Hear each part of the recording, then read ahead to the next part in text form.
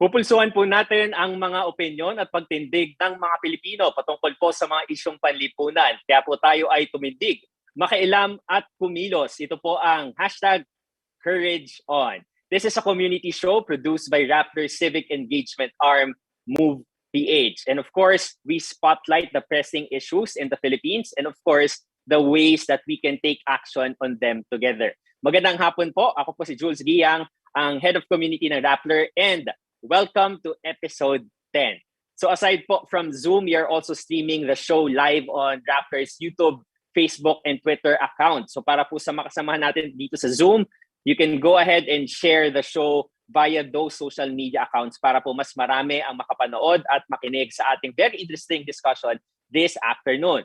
Sa mga nanonood po dito, ipagpatuloy nyo lang po ang paggamit ng ating official hashtag ng CourageOn para po i-share ang inyong mga takeaways and insights tungkol sa ating discussion. Maaari rin po kayo mag-chat para sa mga kasama natin dito sa Zoom ng inyong mga questions para po mabasa rin po natin later on.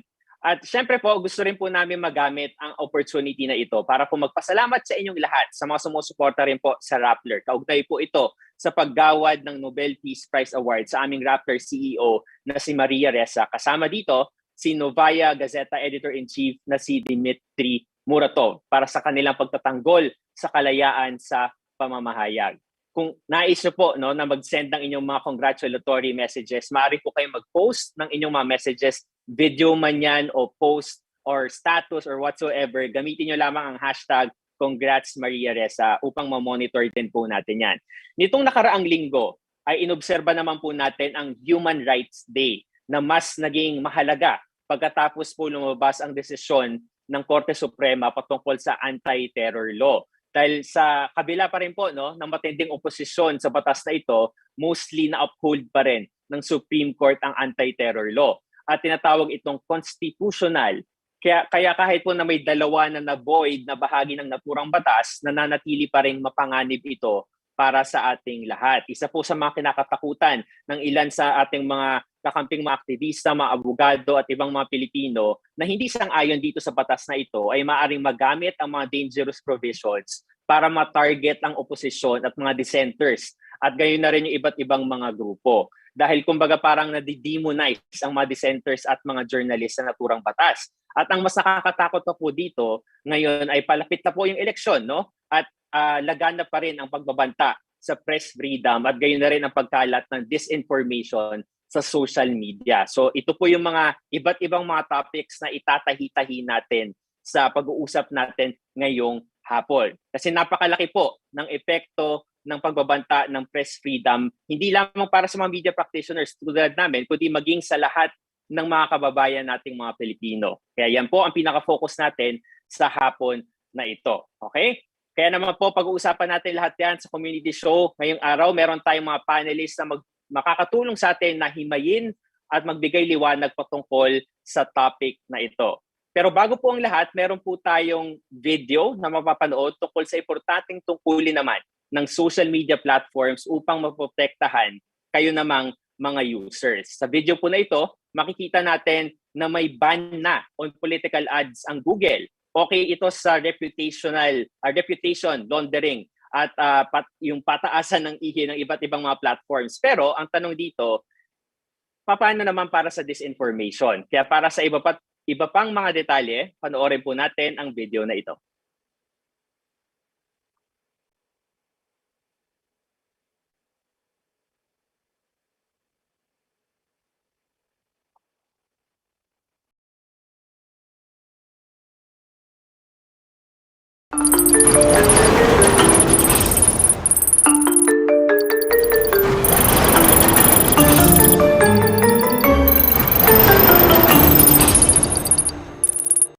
Ang sarap sana pakinggan.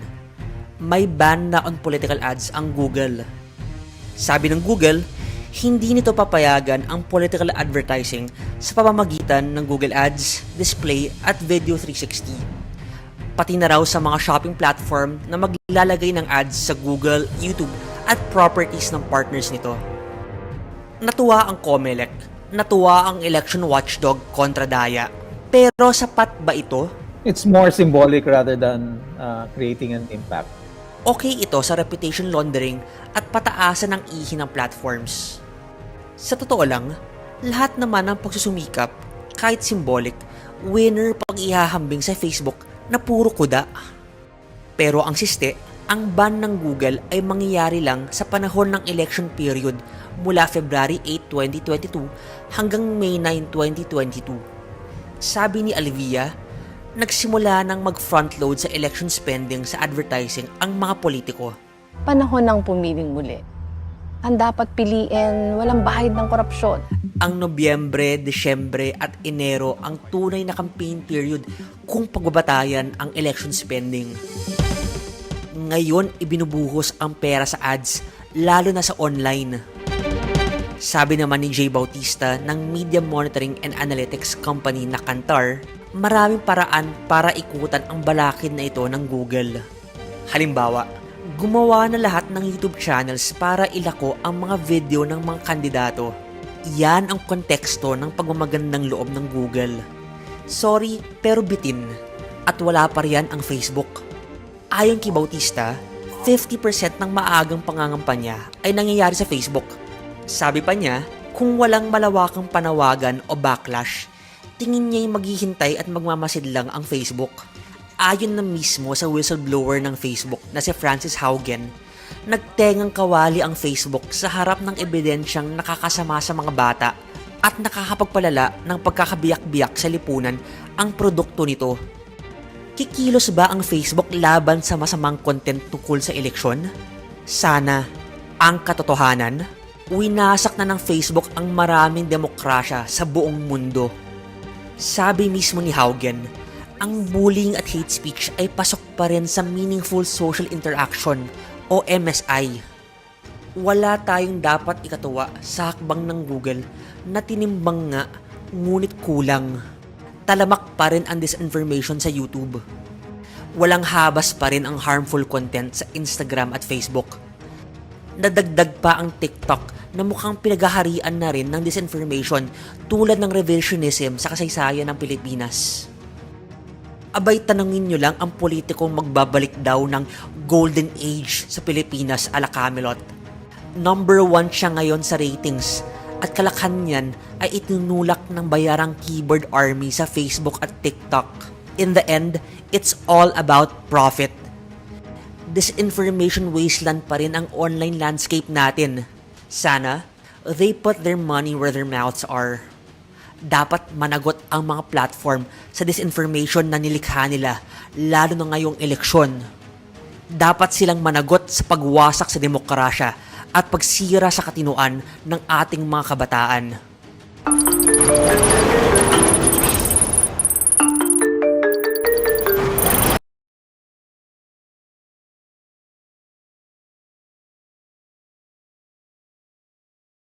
Okay, so gaya po ng inyong napanood sa ating video, ang sinasabing mensahe dito ay dapat managot lahat ng mga platforms, particularly on disinformation na nalilikha lalo na sa paparating na eleksyon. Pero actually, hindi lang yung mga platforms ang may responsibility dito, kundi tayong lahat. Diba? Tayong lahat, yung mga may kinalaman sa polisiya, yung iba't ibang mga komunidad. So all in all, tayong lahat dapat. It's a collective action. So this afternoon, pag-uusapan natin yung mga magagawa natin. Zoom out muna tayo, how we can defend press freedom and how we can contextualize this discussion. Mag-zoom in tayo doon sa disinformation later on. Okay? So this afternoon, may mga panelists tayo na mga eksperto para pag-usapan ng ating topic. Unang-una na dito, ang Digital Strategy Head ng Rappler. Kasama natin si Miss Gemma Mendoza. Miss Gemma, magandang hapon sa inyo. Magandang hapon, Jules. Okay. And aside from Miss Gemma, yes, good afternoon po. Makakasama rin natin ang chair naman, Miss Gemma, ng National Union of Journalists of the Philippines o NUJP. Let's welcome Jonathan De Santos. Jonax, magandang hapon. Hello, magandang hapon. Salamat sa pag-imbita sa akin ngayong araw. It's our pleasure. And of course, later on, may makakasama tayong habol din ng isang tanyag na isang human rights lawyer mula sa Free Legal Assistance Group. Walang iba, kundi si Attorney Ted Te. Okay, so reminder lang po sa lahat ng mga kasama natin dito sa Zoom and of course watching on social media, maaari po kayong magbigay ng inyong mga questions. I-send nyo lang po sa comment section or here sa chat box. Okay, so let's begin the discussion. Let's first focus on the context, Miss Gemma and Joe Nax. So last week, no, we observed the International Human Rights Day, and as we all believe that the freedom of speech and the freedom of the press, ito yung foundation of our human rights. So from your end, no, bilang mga media practitioners, how important is this kind of foundation para sa human rights as a whole? Let's begin with you, Miss Gemma. Well, siguro Jules, kung wala itong right na to, 'di ba, yung freedom of speech and freedom of the press, medyo mawawalan ng saysay actually yung ibang mga karapatan natin. Kasi syempre yung freedom of speech and lalo na yung freedom of the press, that's your watchdog role that's your institution. The other institutions of the institutions of government, yung mga iba't ibang na potentially ay it's watching against the abuses, diba, of power and so on, of yung problems in governance and so on. So kung wala yon, kung walang walang vibrant na na media, walang vibrant na press, ang mangyayari is walang mawawala yon, wala yung watchdog na magbabantay dito sa mga pag-aabuso. Okay, thank you, Ms. Gemma. From your end naman, Joe Nax, as chair of NUJP, ano ang say mo dito? I think mas on a more fundamental level, importante yung freedom of the press and freedom of expression. Kasi kailangan natin ng proper information, ng correct information para gumawa ng kahit yung daily decisions natin, whether kung lalabas ba tayo today or afford ko ba kunyari bumili ng 1 kilong baboy ngayong araw o hindi. To bigger, more policy-related issues, no? So, yun siya. Like, kailangan natin ng free flow of information at kailangan din natin ng avenues or kailangan natin ng kalayaan para magpahayag din ng ating mga sentiments, no? Partly din dahil para makahingi ng redress from the government, but also para din maganda yung baliktaktakan, maganda yung discourse natin as people. Okay. Thank you, Joe Nax. So, Ms. Gemma and Joe Nax, on the bigger picture, no, human rights, press freedom, lahat ng mga konsepto na to na very important as a foundation in our society, this is being threatened right now. We're not saying it's not there, but it is threatened. So dito nakikita natin yung mga journalists katulad natin, yung mga dissenters, yung mga advocates basically, no, yung mga nag-organize, they're being attacked, 'di ba? And may trends, organized attacks to. So mula po sa perspective ninyo, no, bilang mga media practitioners, anong klaseng mga attacks ito? And if it's possible na makita natin kung ano yung evolution of attacks ever since. Ano yung mga naaalala nyo before up until now? Ms. Gemma, can we start with you? Okay. Umpusihan lang natin doon sa medyo nangyari recently kasi less than a week lang, this is the first time actually I think in years na ganito na there were 3 media groups that were attacked. There were cyber attacks that were launched against 3 media groups. On Saturday, that was ABS-CBN. Tapos nung Wednesday, Rappler naman. And then kahapon, Verifiles, nagkaroon ng distributed denial of service attacks, a cyber attack against these news organizations that forced the websites for some time to. So the effort is to take down the purpose of that, yung ganong klaseng attack, is to take down these sites. But even before this, so dati nun kasi nung panahon ng martial law, di ba? Ang uso nun was censorship. Hindi na tayo nasa realm na ganon kasi technically medyo mahirap mo na siyang sa isang pagkatapos ng martial law. In fact, nagkaroon naman talaga ng kalayaan, 'di ba, ng pamamahayag. Ang nangyayari though lately was that well, of course, the media groups had to face with legal cases, yung libel and so on. But lately, that has been shifting more. Yung attacks have been shifting more to reputational attacks online. So yung harassment online. And one of the things that we found in in a study we're working on really is parang yun na yung kasi dati nun and it's still going on, 'di ba, yung violence against the press na nangyayari yun. Pero ang isang nakakabahala talaga ay yung reputational attacks kasi parang nangyayari is gina-justify nung reputational attacks yung physical attacks and the physical violence against the press. And ang isa pang nakakabahala doon is kasi ang pinapalabas is lahat kayo dyan, basta negative, nega kayo, negative yung nyo sa mga nangyayari sa gobyerno. Bali kayo enemies of the people, 'di ba? Yun yung ngayon, 'di ba, Jonax? Yun yung lumalabas. And therefore, parang nawawalang saysay at parang yung ang impact in fact is not just to individual journalists, itong institution na talaga yung inaatake, yung institution of the press, yung mismong guard dog role, yung watchdog role of the press is the one that's being attacked. And I'm sure Jonax can have more to say about that. Hey, Yes, Jonax, go ahead. Tama naman tama. Ginagamit itong mga online attacks na ito. Like, kunyari, magkakalat ng posts about a certain journalist to say na kasi support. Back in the day, mga a few years ago, drug syndicate supposedly yung kakampi natin, but now yes. Terrorist groups na. But it's the same, it's the same tactic na parang sasabihin na if you're reporting a certain way, you're reporting a different narrative, for example, yun na, kaaway ng gobyerno or salungat ka sa gusto mangyari ng gobyerno.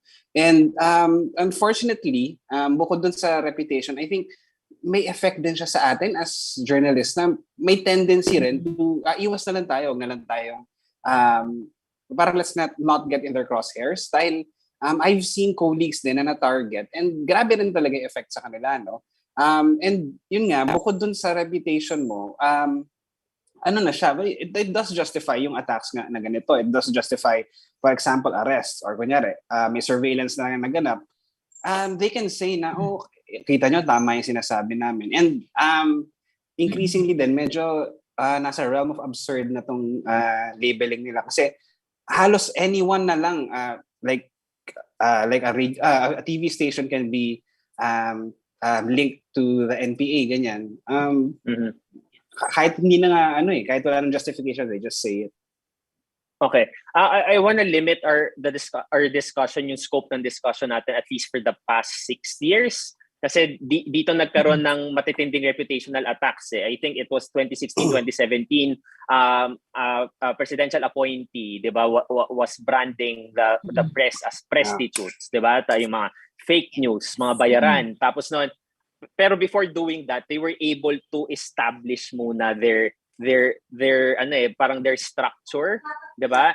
Malalaki yung mga pages nila, malaki yung following nila, tapos nakabuo na sila ng trust ng community nila, ibinababa nila yung mensahe. So, in this time na sobrang highly dependent yung mga kababayan natin, at least on social media, no, sa realm ng social media, ano pa yung pwedeng maging proactive way natin para banggain yung ganitong klaseng strategies nila na sirain yung tiwala ng mga kababayan natin sa media? Ms. Gemma? Proactive way. So first of all, one of the things talaga na tinitingnan natin is inaaral natin yung ano yung ginagawa. Kasi dati noon, and Jonax, you may want to jump in on this. Dati noon kasi there has been attacks even before yung 6 years na yon. I mean, it's not like this is new. Like talagang journalists have weathered this. The Philippines has become known. Di ba? This is the country where there was a massacre of journalists, di ba, in the South. But siguro ang malaking difference is the fact that this is really more napapansin mo talagang there's a connection to the administrator. Yung kasi dati noon it's impunity yung tipong wala kasi lang nagiging justice doon sa walang nagiging investigasyon na maayos doon sa mga kaso. Ito hindi nag-umpisa talaga to na may adversarial talaga na yung mga pro-administration na forces may adversarial talaga na approach and attitude towards the press. Yung point na, to the point na, yun na nga, as you said, merong isang tao na-appoint, nasa appointed position pa rin siya. Actually, there are several of them, di ba? May mga hinahawakan silang position in government, and they really made images of, like, they became public personalities, like really parang significant influencers, using that as a platform, yung pag-aatake sa press, 'di ba? Pag-aatake sa mga journalists. So medyo yun yung nakakabahala dito, hindi yung parang yung naging uso siya, ginawa siyang tapos palaging sinusurface na pag may ganyang, halimbawa na lang yung 'di ba, investigation ng Senado, or even yung recently, 'di ba, may coverage ng isang legitimate na case, 'di ba? May case na i-file doon sa isang isang public official, and that is justified in effect na na coverage yan, 'di ba? Pero parang nakikita na na yan, parang nagiging nagiging rason yun na na okay yung mga ganung ginagawa, and hindi pwedeng magkaroon ng negative coverage. So Right. Yun yung nakakabahala talaga doon. Thanks, Ms. Gemma. How about you, Jonax? Kasi in essence, no, if you're checking mainstream media right now and comparing it to other media groups, ang usual narrative na nakikita natin online na wala na silang tiwala dito sa mga bayarang media na to. So talaga, alam mo yon, nag-ROI na yung mga ginawa nila noong 2016, 2017, and now we're leading to the elections. Bumabalik na yung investment nila noon. So ano yung pwede natin gawin dito? How do we move forward from this kind of situation? Okay. Siguro unang-una, no? Although hindi to really proactive, pero yung idea that we have agreed more or less, parang meron naman din tayong informal agreement among us, no? Within the community, na pag may inatake sa atin or pag may basically if there's an attack on one of us, medyo mas marami na rin yung position na an attack on one of us is an attack on all of us, no? And para mas willing na tayo na mag-stand up for each other, which is good. Pero beyond that, we have to look din kasi yung kawalan kasi ng tiwala sa media. Yes, part of a campaign yan, no, to discredit the media, to erode trust in us. Pero we could also look at it as an opportunity. Medyo late na, no? But it's an opportunity then for us to re-examine how we've been doing things, and siguro, and paulit-ulit naman sinasabi na to go back to basics. Yung ganung basically babalik tayo sa what is journalism talaga. Kasi na-reframe na nila na if you're against the government, then ka, di ba, masama ka or something like that, no? So we have to present then na trabaho natin to, and this is how we do it. Siguro more transparency rin, which is what we're doing now, no, na parang this is how we do stories, ito yung proseso natin. I think that would also help to push back dun sa erosion of that trust. Right. Thank you, Jonax. And we'd like to welcome Attorney Ted joining us right now in the show. Good afternoon, Attorney Ted. Okay. Hi, So we're good talking, afternoon, everyone. Hi. Sorry for being late. It's fine, sir. So, sir, we're talking about the so far the attacks to the press so far in the scope of 2016 up until today. And siguro I'd like to ask this question to you na rin, Attorney Ted, kasi one of the attacks din na ibinabato sa media lately na naging effective to erode the trust in the press, itong lawfare na tinatawag natin, yung mga legal cases versus Rappler against ABS-CBN, 'di ba? So overall, Attorney Te, ano yung nakikita mong kaibahan sa attacks during this time of this administration if you will compare it to the other administrations? Kasi definitely there are also, we will recognize that na meron ding mga attacks to the press even during pre-Duterte time. Attorney Te? Yeah. I think I think mas systematic yung right now, no. I think the word is correct, no, weaponization. Ginamit talaga nila bilang kasangkapan at yun yung una. Pangalawa, parang ang nakikita ko hindi masyado sila concerned doon sa merito, no. I think it is really the fact that it can be, an attack can be launched, and regardless kung ano yung merito, no, kung titindig man yan sa korte, kung mapapatunayan man yan, no, hindi yun yung habol eh. Ang habol dito ay makasuhan, masampulan, no, at siguro kung makachamba ay manalo sa kaso. Pero hindi yun yung, kumbaga hindi yun yung agenda, no. So I think that's also another difference, no. Starting 2016, the weaponization really hindi masyadong concerned dun sa merits ng kaso. Kaya on the legal side, no, mas mahirap depensahan, no, kasi kung halimbawa kaso-kaso, no, at makikita mo walang laman yung kaso, no, kaya mong depensahan yun eh, kasi in terms of whether in court or outside of court, you can appeal to reason that makikita naman ninyo wala laman eh. Pero dito parang ang hindi yun yung punto eh, di ba? Alam ng iba, alam ng mga trolls, alam ng mga supporters ng lawfare na walang laman yung kaso, no? Walang laman yung bintang, walang laman yung paratang, pero tuloy pa rin. Basta lang maisampa, basta lang masabi na ganito at ikalat, no? So I think that makes it a little bit more difficult, no? Because our main appeal is an appeal to reason, and it's hard to appeal to reason kung from the very start alam mong hindi yun yung pinagbabasihan nila doon sa atake. Right. So yung dalawa yung nakikita ko offhand, no. Yeah. Clearly it's a systematic move, and pangalawa, doesn't really care about the merits. Yeah. Attorney Teo also asked Miss Gemma and Jonax earlier, no, na parang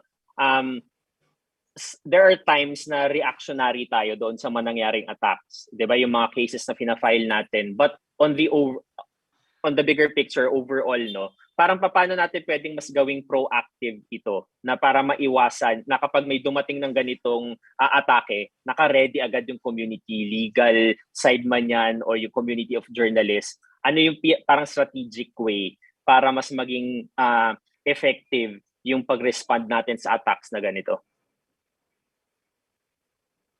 The only way really is to understand first the end game.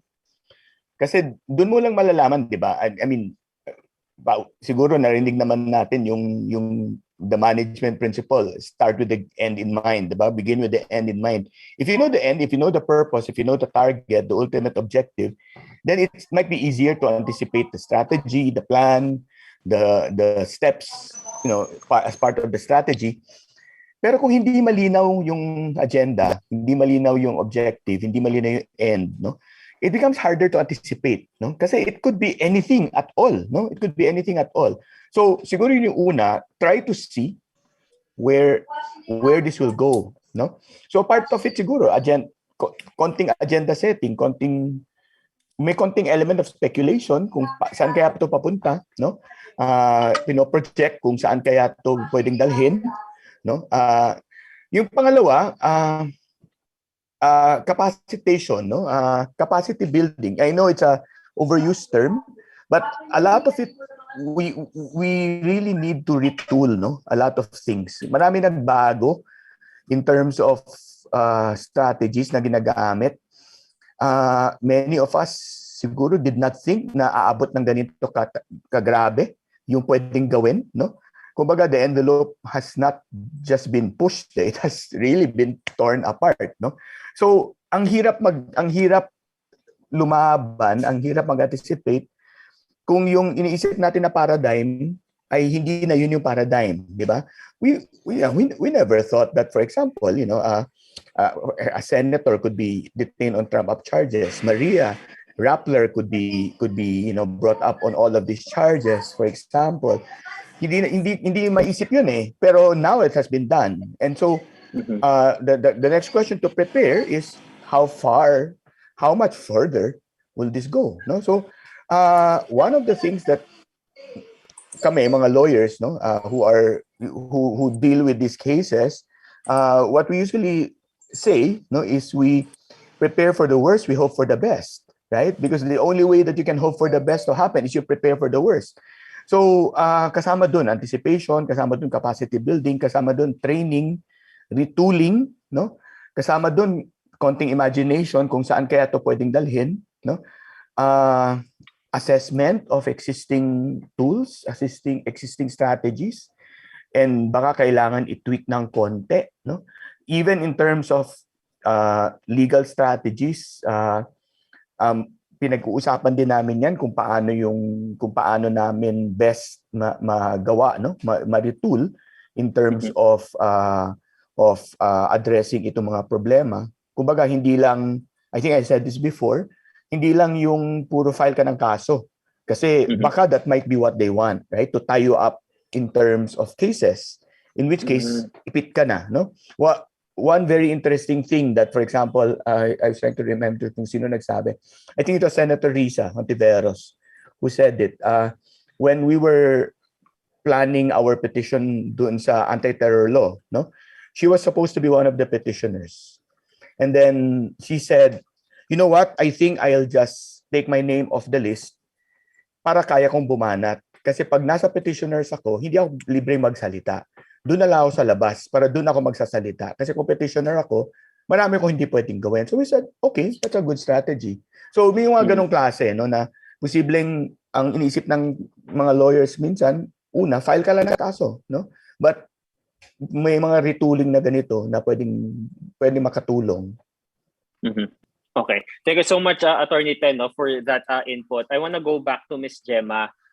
Ms. Gemma, extensive research yung ginagawa ng team ninyo patungkol dito sa mga attacks sa mga journalists. And kanina nabanggit ni Jonax, no, itong kumbaga parang chilling effect dito sa mga journalists na parang after the attacks, ano yung nangyari na sa karera nila? Napatahimik ba sila o nagtuloy-tuloy sila? Overall, Ms. Gemma, parang in your general observation siguro, tumigil ba sila or mas naging maingat ba sila or tuloy-tuloy pa rin sila despite the attacks? Merong mga naging mas maingat, pero ang ano naman, ang maganda naman dito is marami tayong courageous journalists sa Pilipinas, and they're still out there. They're really fighting it out. But that's not the concern. The concern really is, will people believe them? Parang ang problema kasi is ano to eh. And this is why I keep saying we really need to protect the institution of the press when we talk about parang acting on this in relation to the harassment. This is not about the individual journalists alone. It is about the institution of the press, which is very essential to democracy. Kasi ang problema is, at the end of the day, yung value ng isang journalist is yung reputation niya eh. Yun yung hinaalagaan niya eh. 'Di ba? Doon, yun yung pinakaano natin eh. Kung may sinulat tayo, diba, nagre-research tayo ng maayos dyan, gaya nga ng sinabi ni Jonax, ano daw, ano to yung we follow yung ethical guidelines, we do our research, we cross all T's and dot our I's. Very important yun, diba? We need to do all of that. But regardless of that, kahit gawin mo yun, hindi na yun yung nagmamatter ngayon eh. Kasi the truer the report is, the more important the report is, the more impactful the report is, there's that higher likelihood na iaatake ka. And that has been happening. And yun yung kailangan nating In fact, ang nangyayari is, it's anything of public interest, di ba? Yun yung mga ganong klaseng reports, yun yung nagiging source ng attacks, yun yung nakikita natin. So, example nga doon yung sa Senado, 'di ba? Yung mga ganung yung investigasyon tungkol sa yung mga coverage na nagiging source yun ng attacks, so very important talaga that action needs to be done to protect the institution of the press, because kung ano na, hindi, in fact, some of the FGDs we've conducted, we're seeing people saying, okay, hindi na talaga naniniwala, and they're resorting to what they call these alternative sources of information, di ba? Regardless of whether they're spouting revisionist narratives, di ba? So nakakabahala yun yung nakakabahala. So ang very important, at may role to play dyan yung mga communities, may role dyan na kailangan i-play yung yung mga nasa academe at ang mga abogado. We actually reached out recently just, diba, sa mga Yes. legal professionals, precisely because there needs to be action in relation to this. Hindi pwede na people can do this just with impunity. Hindi pwede yon.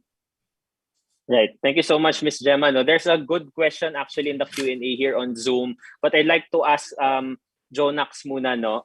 Ito na yung nangyayari ngayon, 'di ba? Sabi ni Miss Gemma, yung iba they would resort to alternative facts na lang kasi ayaw nila yung nakikita nila doon sa media ngayon. So maghahanap sila ng plataforma na makikater doon sa paniniwala nila, and they try to amplify that.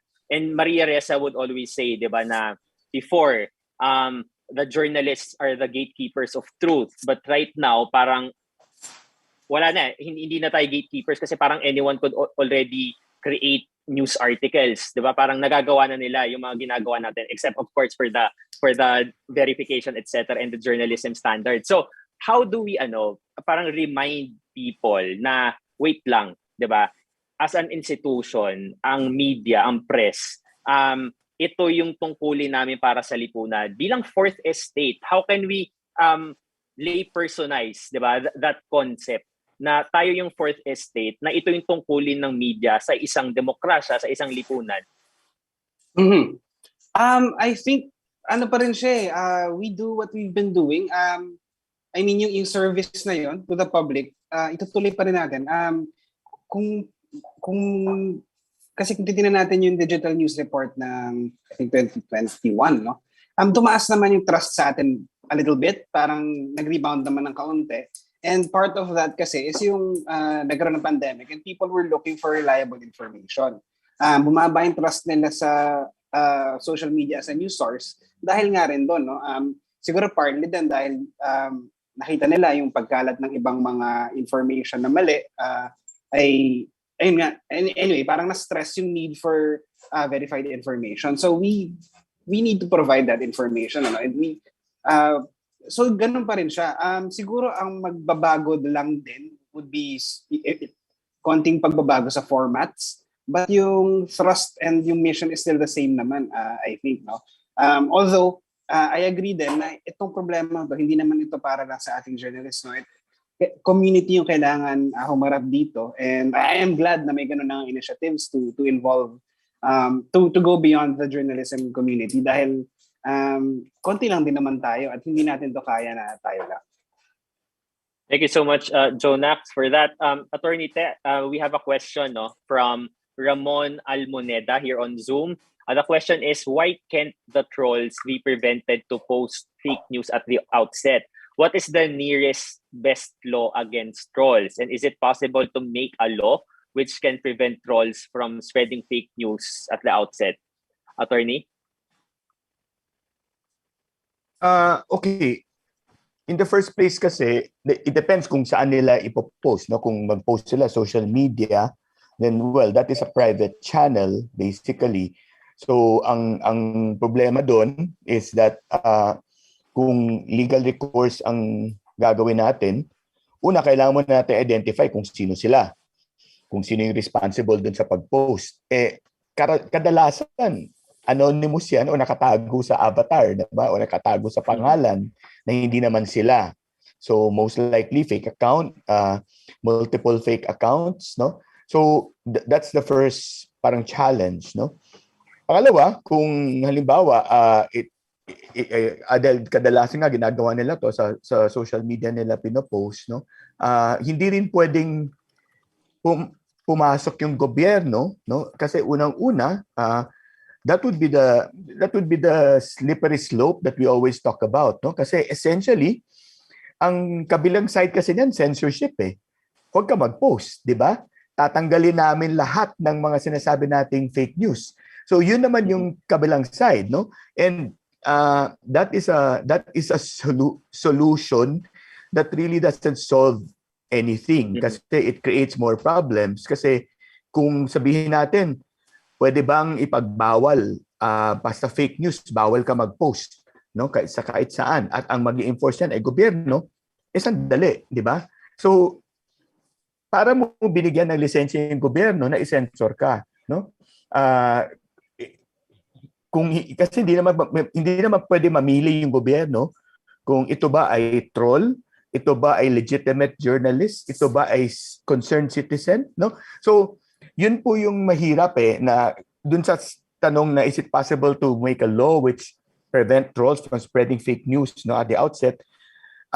It becomes very difficult, lalo na kasi kung ang papasok yung batas, no, then it is officially the state coming in. And so that impacts now on freedom of expression, no? So unfortunately, the best way, no, is to use the truth, no, against them. Kasi di ba the best recourse to a wrong opinion is the right opinion, di ba? So kung mali yung sinasabi niya, edi itama, no? So I'm a little iffy about preventing, no, yung sasabihin natin na fake news. Kasi nga ano na yan isang hakbang na lang, censorship na yan no? So yun po yung mahirap doon. So that's how I'd answer it. What is the nearest best law against trolls? It depends on what is posted, no? It depends on what is posted. It depends on how it is posted. So for example, if the content that is posted is online, no, is misogynistic, sexist, and constitutes sexual harassment, for example, then there is a law against that, no, the Safe Spaces Act. Bagong-bago yung batas, hindi pa talaga nasasampulan, no? Then of course, if it's defamation, then there is an option to sue for libel, which is again a slippery slope when it comes to journalists, no? Kasi again, meron tayong paninindigan diyan against using libel, and which unfortunately has been used against journalists, no? So yun po yung so depende kasi yan sa kung anong sinabi. Now, as a matter of law, it becomes very, very difficult when we have to talk about content-based. Kasi yun talaga yung pinakamalapit na sa censorship, no? Yung sinasabing bawal na prior restraint, no? So that's why I think the law, a law cannot, for example, come in and say without reading what is there, no? Bawal ang fake news, no? Yun po yung mahirap kasi pag pumasok siya sa ganun, then it becomes prior restraint, no? So case to case talaga ang mangyayari diyan, depende kung anong pinost, at ang titingnan talaga diyan is kung ito ay kung yung tinatawag ng batas na clear and present danger, wherein a government can come in to limit the expression. Otherwise, it falls squarely within freedom of expression. Okay, thank you so much, Attorney Te. Ms. Gemma, my question now will focus on the platform mismo. Kasi 'di ba, kung ano yung nasa, for example, sa Facebook, sa newsfeed ko, hindi naman pare-pareho yung nakikita ko sa newsfeed mo, Ms. Gemma, o Jonah, o Attorney Te. Iba-iba yan, 'di ba? So may tinatawag silang algorithm dito. So yung algorithm, Ms. Gemma, paano natin mas mapapaintindi dito sa mga users ng social media and how it affects their mindset, their decision making?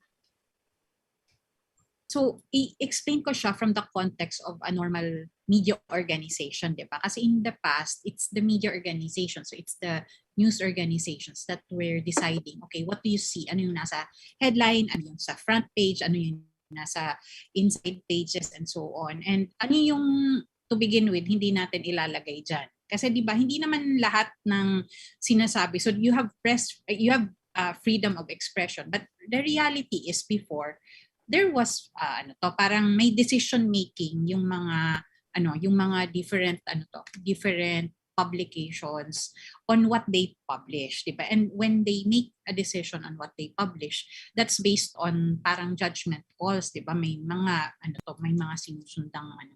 Ang isang problema right now is one, and then yung ganung judgment call, nagiging basehan yon, nagiging liable kami, nagiging liable tayo, di ba, yung mga publishers for all those judgment calls. Now ngayon, yung ganung klaseng processes na editorial process yon, hindi na yon nasa kamay ng mga news organizations, wala na yon sa kamay ng ng mga journalists, nasa kamay na ngayon ng mga platforms, kasi sila na yung distribution mechanism, sila na yung nagde-decide, eto papakita ko kay Jules kasi palagi niyang nilalike to, pero hindi ko to ipapakita kay Jonax, di ba? Or kay Attorney Tech kasi hindi naman siya nagla-like or nag-engage sa mga ganitong content. Ang isang problema is not, I agree, may problema kung parang medyo problematic yung idea nung isi-censor mo agad, di ba? Kasi yun na nga, naapektuhan yung magiging slippery slope yan. Pero ang problema is not that they're allowed to be published, but they're being amplified algorithmically. Yung algorithmic amplification, yun yung problema. Meaning, ang isang bagay, alam na natin na hindi ito totoo, di ba? Ilang beses nang sinabi yan ng maraming eksperto na hindi yan totoo. Ano lang yan? Hindi naman totoong the earth is flat. Di ba? Marami ng scientific studies na gano'n. Pero anong nangyayari? Dahil novel siya, dahil siya, di ba? Kakaiba siya. Nagkakaroon ng engagement sa ganung klaseng sa ganung mga klaseng content. Now, another example is yung kandidato daw dyan, ang dami niyang pagmamayari na gold, di ba? Millions of tons of gold daw. Million tons of gold yung isang nakita ko, pero nag-iiba-iba yan, di ba? Alam natin na 200,000 tons lang ng gold ang namina, or hindi pa nga yan lahat naminina sa buong mundo, di ba? Walang ganong klaseng tao na single person na may ganong gold. Or alam din natin na wala namang Maharlika Kingdom, pero that is getting a lot of engagement, a lot of views in certain platforms. And yun yung kailangang i-address. Kasi okay lang yung fringe knowledge lang yan, di ba? Hindi yan nire-recommend. Pero hindi nire-recommend siya. At pinapakita. Okay. Thank you so much. So that needs to be addressed. Yeah.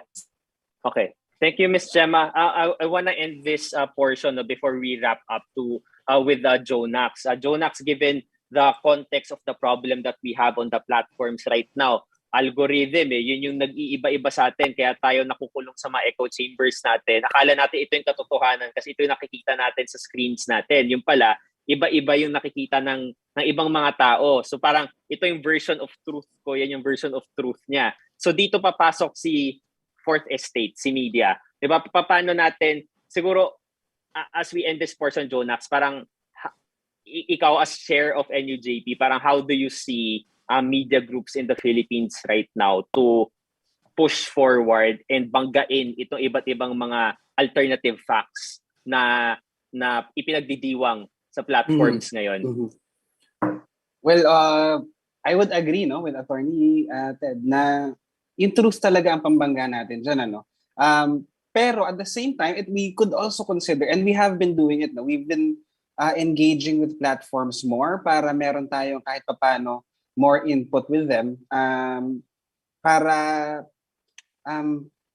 basically para mas maganda yung interaction with them, mas maganda meron tayong input sa kanila, merong kahit paano may direct line pero ang sagot pa rin diyan kasi is ituloy lang natin yung trabaho natin and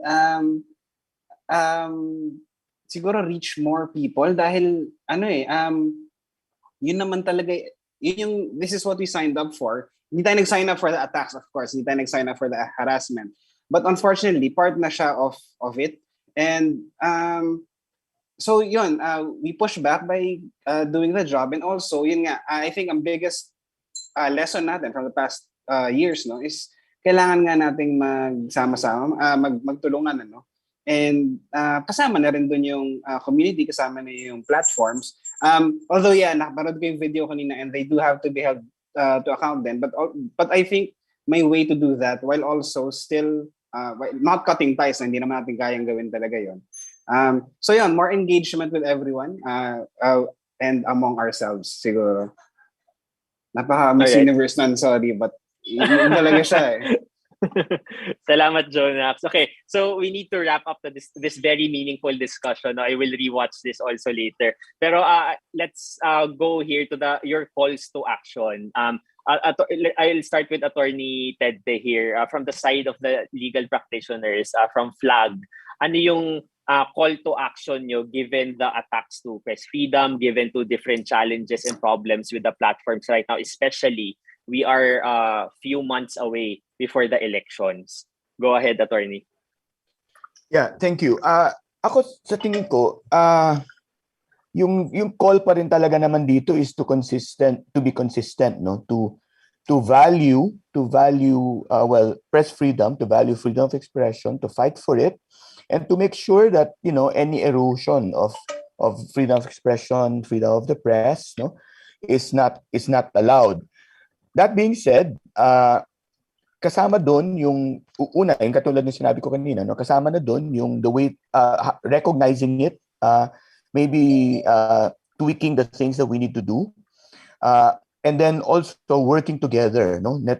If there's one thing I think that the past 5 years has taught us, no, we cannot afford to be in silos, no. We cannot afford to say issue lang ng abogado yan, o issue lang ng journalist yan, o issue lang ng Rappler yan, issue lang ng NUJP yan.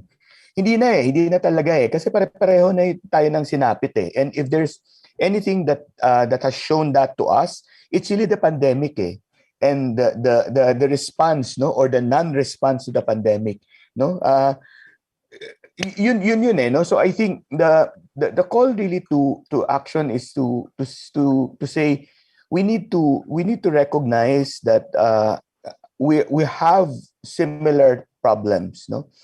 We face face common challenges, and therefore we do need to recognize that we need to work together, and we need to end yung mentality na silos, no, that we are working in silos, that my problems, no, are my problems, and they will not affect another person's, or their problems, no, are theirs, and therefore hindi ako necessarily dapat makialam, no. So kung ang isang abogado ay pinatay, no, ano yun sa isang journalist other than a story to be written?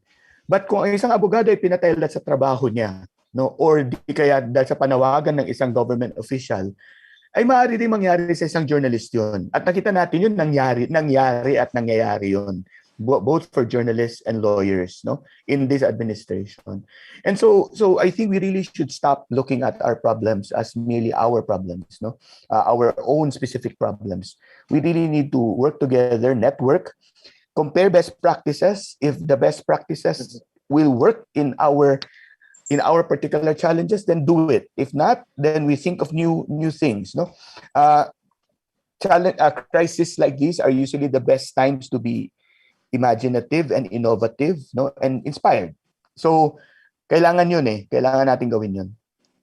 Mm-hmm. Maraming salamat sa inyo, Attorney Tedte. Now with Jonax naman, with NUJP, you recently launched an ethical guide, no, for journalists, and could you invite our viewers to support this output? Ayun, okay. Thank you, no. That's right, meron nga kaming bagong ethical guide. Hindi naman siya bago in the sense na walang ethics before that, no, but it's really just a reminder tapos and guidelines, no. Kasi yun nga, although meron talagang campaign to discredit us, we have to acknowledge then that minsan may lapses tayo, or minsan may pwedeng hindi natin alam, no. May maraming mga guidelines na hindi ko rin naman alam before that. And so really that's one of the best ways that we can gain the public's trust back, no, is to do the job properly.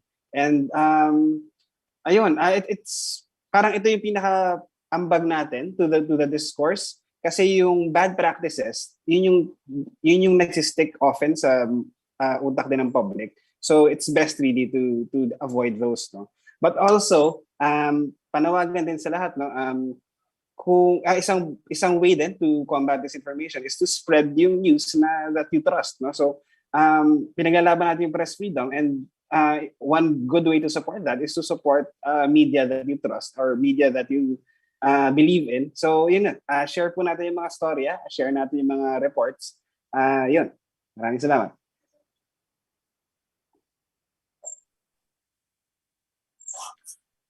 All right. Thank you so much, Attorney Jonax, for that promotion. Why not? Jonax for that input. No? We end with Miss Gemma. I think the main key takeaway for this discussion. I'm so sorry. Okay. Miss Gemma, the key here is collaboration. So hindi kakayanin ng journalist alone, hindi kakayanin ng lawyers alone, or kahit anong community. So the question here now, ano yung pwede nating gawin? So actually, yung mga past months, ito yung mga tinatahi natin, di ba? I mean, we've been working with different groups precisely because of this. Importante kasi Rappler's been doing fact checking. There have been other news groups already that have been doing fact checks, and then at the same time yung campaign nga ng NUJP, di ba, yung gagawin natin yung dapat nating gawin, di ba, in relation to standards and ethics. In fact, recently, di ba, yung PCIJ naglabas siya ng yung walang kukurap campaign, at maraming news groups, maraming journalists ang pumirma nun. Hindi tayo, we will correct kung may mali and so on. That's very important. Pero importante yung whole of, we call it, medyo favorite natin to kind of, kasi sa ganun din yung approach kasi sa disasters, yung whole of society na. Kasi given that, as Attorney Ste pointed out, lahat tayo apektado, di ba? Importante yon na yung iba't ibang sangay ng lipunan nandun kasama. So, halimbawa dito, in fact, kasama sa mga in-invite natin ngayon, yung mga civil society groups, importante yung role ng civil society groups dito sa laban na to for to get the truth out there, to circulate truth and not disinformation. So importante 'yon. Yung collaboration ng mga news groups at mga academics in fact checking, that's something that we've started working on. May mga pinag-uusapan na yan ulit kasi ginawa din yan in previous election, pero kailangan siyang mas paigtingin at mas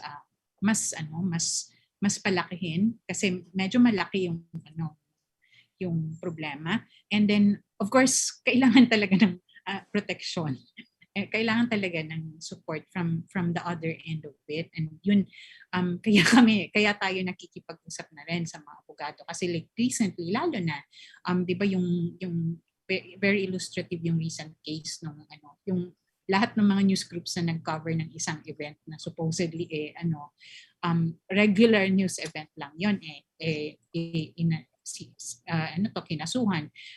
It's very important na yung habang ginagawa natin to, habang inaayos natin ang ating trabaho, merong tulong nang gagaling doon sa mga iba't ibang mga sektor na makakatulong. So we often say hindi nag-survive siguro ang Rappler from the point when the first cases were filed against us.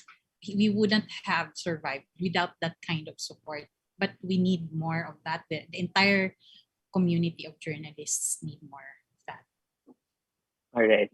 Thank you so much, Ms. Gemma. And of course, to the three of you, maraming salamat po. Nakasama po natin, of course, Digital Strategy Head of Rappler, Ms. Gemma Mendoza. And we also have the Chair of the National Union of Journalists of the Philippines, Jonathan De Santos. And of course, a human rights lawyer from the Free Legal Assistance Group, Attorney Ted. Thank you so much and happy holidays to the three of you. Thank you so much. Thank you. Salamat. Salamat. Ingat po. Salamat. Okay. Thank Thank you so much po.